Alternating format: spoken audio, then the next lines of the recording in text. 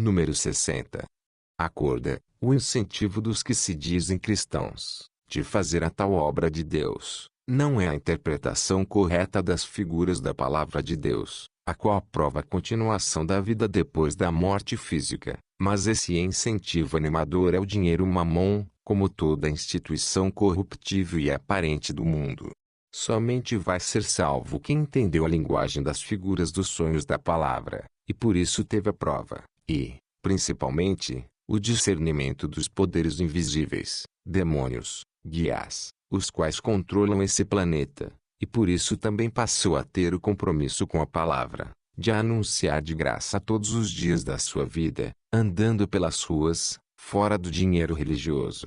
Os que defendem o dinheiro na religião acusam os contrários de avareza, mas estes acusam os primeiros de usar o nome, a palavra de Deus para ficarem ricos.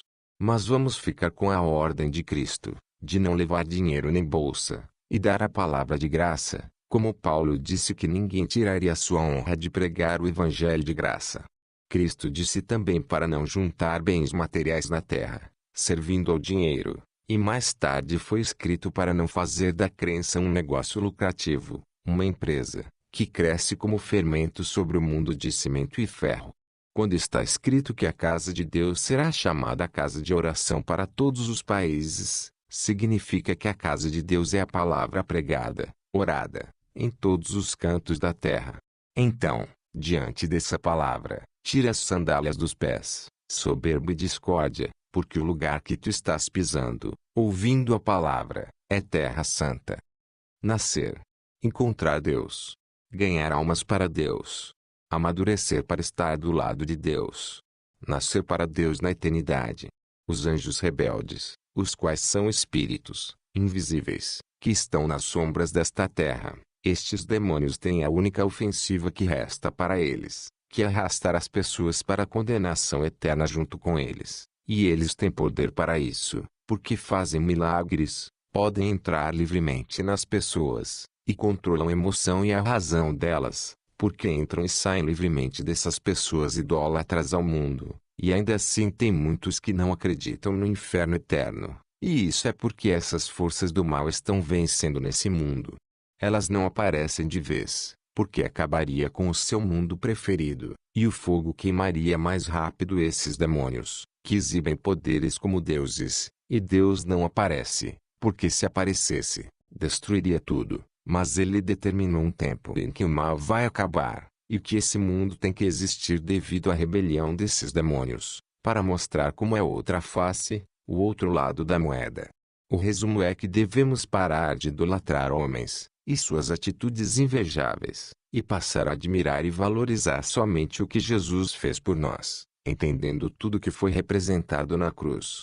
A eternidade é um abismo, e os que caíram não têm mais volta. Não deixe as suas forças mentirosas prevalecerem sobre a sua razão, de que o inferno eterno é lógico e necessário. Os endemoniados julgam que os que acreditam no céu e no inferno são loucos, mas na verdade, tudo isso é o contrário. Acreditamos porque temos as figuras dos sonhos, e eles não acreditam porque têm a ciência. O que mais prova? O palpável ou além inteligente. A verdade é que nada é claro para quem nasce nesse mundo, e o lado intelectual, ou de opinião, que ele decide trilhar, vai determinar se ele vai alcançar a certeza de tudo, ou a incerteza de tudo. Não estamos sendo testados somente pela inteligência, mas pela idolatria, que é amor ao mundo. As forças das trevas são tão poderosas, que fazem o mundo pensar que a salvação é mentira, enquanto que era simplesmente deixar a preguiça de pensar de lado, que teria a prova de que esse escrito é a verdade eterna. Mas alguém pode dizer, eu acredito que a salvação é verdade, mas a prova que alguém acredita é que ela prega de graça a todos os dias, e não se cansa de falar até o fim. O Velho Testamento já é uma prova contundente que Deus odeia grandes reuniões físicas, com um homem comandando tudo no centro. Quando Moisés deseja ardentemente que todos os homens fossem profetas de Deus, ou seja, pastores, ele já está revelando o propósito de Deus para o Novo Testamento em Cristo, em que todos são irmãos, é só um é o pastor, e esse espiritual eterno, o único Deus.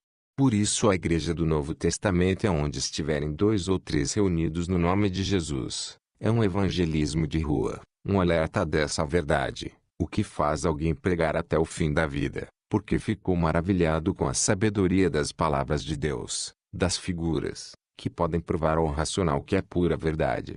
Os falsos profetas moldaram a Bíblia para grandes reuniões físicas, nas suas traduções tendenciosas de falsas interpretações, porque é um negócio lucrativo fazer grandes reuniões de pessoas idólatras do mundo.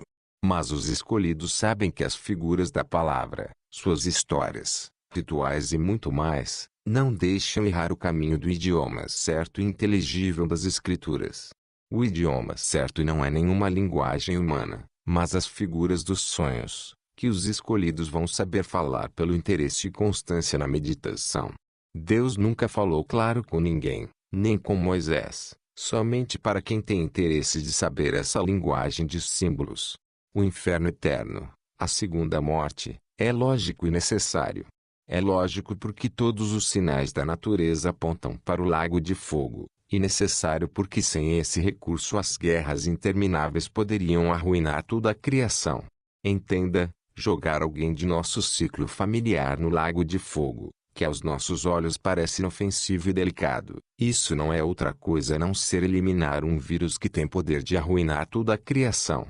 O vírus é desconfiar de Deus, e achar que pode descobrir além dos limites, a ponto de tomar o poder de Deus e ser livre, que, no caso, seria a morte de tudo, até de Deus, tornando a morte, o nada, soberano.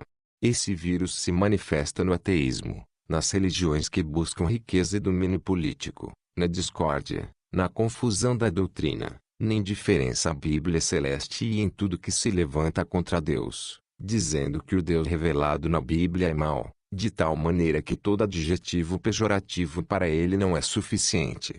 A verdade é que quem brinca com Deus, com religião, é louco, digno de condenação. Obrigado por ouvir. Se entendeu e já pratica, é sinal que já é um líder, e não necessita de oportunidade de ninguém para falar, porque a oportunidade está livre por falta de obreiros. Quem prega no púlpito é ovelha, mas quem prega nas ruas é pastor. Fica com esse alerta quem já abriu os olhos. Amém.